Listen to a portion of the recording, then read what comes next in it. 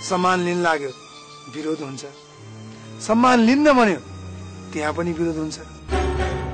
घरबाट यसो बाहिर निस्क्यो कुकुर जस्तो लखर लखर लखर हिँडिरहन्छ भन्छन्, घरमै बस्यो ठुलो पल्टेर घरबाट बाहिर निस्किँदैन भन्छन्।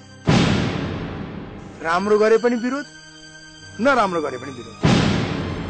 लिन्छु भन्यो बेला भएको छैन, लिन्न भन्यो ठुलो मान्छे भयो।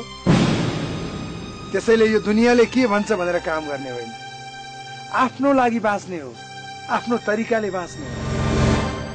अरूको कुरा सुनेर काम गर्ने मान्छे एक दिन पागल हुन्छ। सीता माताले आफ्नो घर छोडेर जंगल किन जान पर्यो थाहा छ तिमीलाई? भगवान रामले आफ्नो विचारले होइन, गाउँले के भन्छन् भन्ने कुरातिर लागेर हो। अब त्यो त हो। ल म तिमी भन त, म सम्मान लिऊ या नलिऊ?